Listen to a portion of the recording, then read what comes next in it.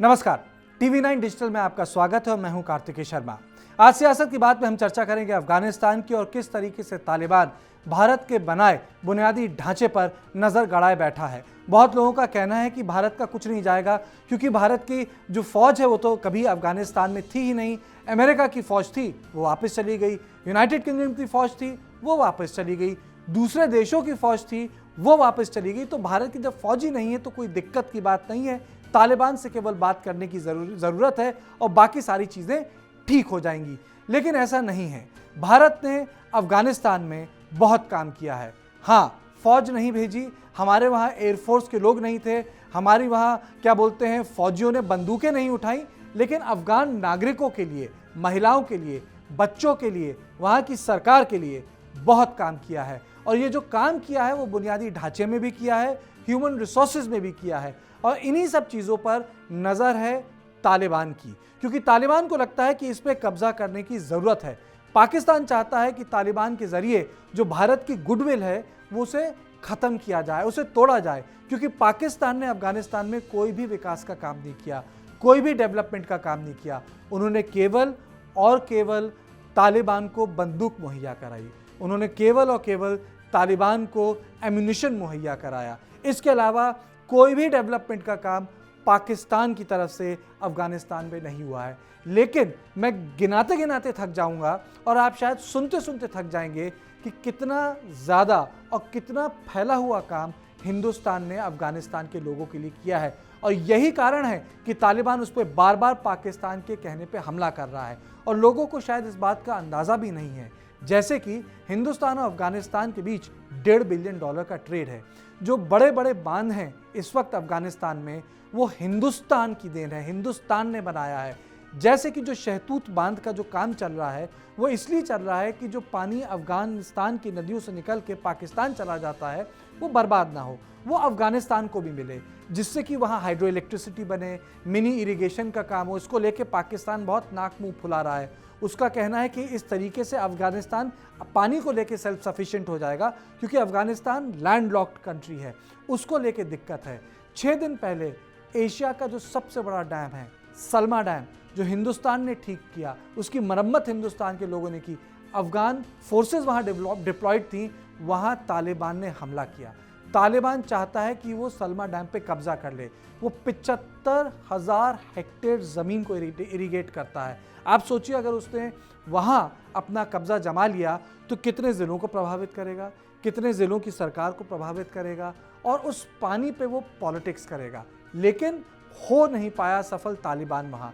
उसके अलावा जो सर्कुलर रोड्स हैं अफगानिस्तान की सारी वो हिंदुस्तान ने बनाई। अफगानिस्तान का जो ज़्यादातर व्यापार है वो या तो पाकिस्तान से जाता है या ईरान से आता है। बहुत कम व्यापार मज़ार शरीफ के ज़रिए सेंट्रल एशिया यानी तुर्कमेनिस्तान, तजाकिस्तान, उज़्बेकिस्तान के ज़रिए जाता है। वो जो डेल्मन जरान जो रोड है वो भी हिंदुस्तान ने बनाई है। उसके ज़रिए अफ़गानिस्तान, अगर पाकिस्तान बोले कि नहीं हम इस अफ़गान सरकार से बात नहीं करना चाहते, वो सारा सामान ईरान भेज सकती है और चाबहार के ज़रिए वो सामान विदेश जा सकता है। और चाबहार हिंदुस्तान ने बनाया। केवल बात सड़क तक नहीं है, केवल बात बांध तक सीमित नहीं है। हिंदुस्तान ने जो पावर प्लांट है काबुल का वो बनाया है। आप ये विश्वास करिए कि जो पावर की जो लाइन है जो फुले कुमरी से काबुल तक आती हैं वो हिंदुस्तान के लोगों ने बिछाई हैं। क्रिकेट स्टेडियम तक हिंदुस्तान के लोगों ने बनाया है वहाँ जाके। जो संसद है अफगानिस्तान की वो हिंदुस्तान ने बनाई है। स्टोर पैलेस, वहाँ पहले राजा रहते थे, अब वो इस्तेमाल होता है सरकारी कामकाज के लिए, वो भी हिंदुस्तान के लोगों ने बनाया, यानी हिंदुस्तान के सरकार के पैसे से वो बनाया है। एक बहुत बड़ा इंदिरा गांधी हॉस्पिटल है। मैं खुद 2003 और 2007 में काबुल में था, 2011 में भी था।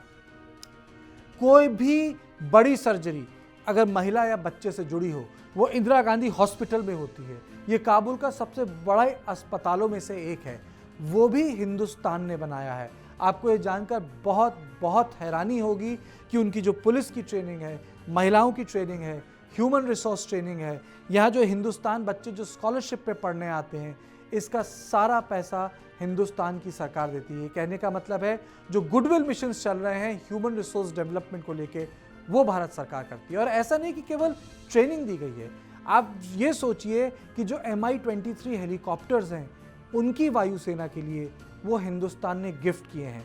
जिस एयरबस से आप दिल्ली से काबुल और काबुल से दिल्ली या काबुल से आप तेहरान जा सकते हैं, वो भारत सरकार ने दी है। काबुल में जो पब्लिक ट्रांसपोर्ट की बसेस हैं वो भी हिंदुस्तान ने ही मुहैया कराई हैं। कहने का मतलब है जितने इंफ्रास्ट्रक्चर प्रोजेक्ट्स चल रहे हैं इस वक्त पूरे के पूरे अफगानिस्तान में, उसमें अधिकतर जिसे कह सकते हैं भागीदारी हिंदुस्तान की, चाहे वो लाइब्रेरीज बन रही हो, चाहे वो एग्रीकल्चरल इंस्टीट्यूट के साथ तालमेल हो, खेती को लेके तालमेल हो, वो सारा का सारा जो इनोवेशन है वो हिंदुस्तान के साथ हुआ है। और सबसे महत्वपूर्ण बात, हिंदुस्तान कुछ अकेले पोस्ट कॉलोनियल देशों में से है जिसमें कभी डिक्टेटरशिप नहीं हुई। वो ना वियतनाम, ना लाओस, ना थाईलैंड, ना कंबोडिया, ऐसा नहीं हुआ कि हमारे ऊपर डिक्टेटर का राज हो गया, मिलिट्री राज हो गया और हमारे यहाँ लोकतंत्र खत्म हो गया। इसका मतलब यह है कि जो हमारा चुनाव आयोग है उसकी भूमिका बड़ी सफल और अहम रही है हमारे देश में। जो अफगानिस्तान में चुनाव को लेकर लोगों की ट्रेनिंग हुई वो तक भारत के नुमाइंदों ने वहाँ कराई। मैं ये इसलिए गिनती नहीं करा रहा हूँ कि इससे कि लोगों को लगे कि सारा काम अफगानिस्तान का भारत ने किया, इसलिए गिना रहा हूँ कि जो तालिबान हमला कर रहा है बार बार, इन सब बुनियादी ढांचों पर ये हिंदुस्तान सरकार की मदद से बनाए गए हैं। और तालिबान को पता है कि अगर इस बुनियादी ढांचे पर कब्जा करेगा तो काबुल की सरकार गिर जाएगी बड़ी आसानी से। यानी बांध पर कब्जा करो जो हिंदुस्तान ने बनाए हैं, जो पावर प्लांट्स हिंदुस्तान ने बनाए हैं उस पर कब्जा कर लो, जो एग्रीकल्चर के ट्रेनिंग इंस्टीट्यूट हैं उस पर कब्जा कर लो, जो रेडियो स्टेशन हिंदुस्तान ने पूरे अफगानिस्तान में बनाए हैं उस पर कब्जा कर लो, हिंदुस्तान की बनाई सड़कों पर कब्जा कर लो। इसका मतलब है ट्रांसपोर्ट, कम्युनिकेशन और ह्यूमन रिसोर्स पे कब्जा कर लो। तो यानी अफगानिस्तान सरकार को घुटने टेकने पड़ेंगे। तो सियासत की बात में मैंने ये बात आपको इसलिए बताई कि लोगों को कई बार ये लगता है कि लड़ाई केवल अफगान सरकार और तालिबान के बीच यूं ही हो रही है काबुल के लिए। यूं ही नहीं हो रही, कई सारी ऐसी चीज़ें हैं जो हिंदुस्तान की सरकार ने अफगानिस्तान के लोगों के लिए की है जिस पर कब्जा तालिबान करना चाहता है। तो सियासत की बात में बस इतना ही।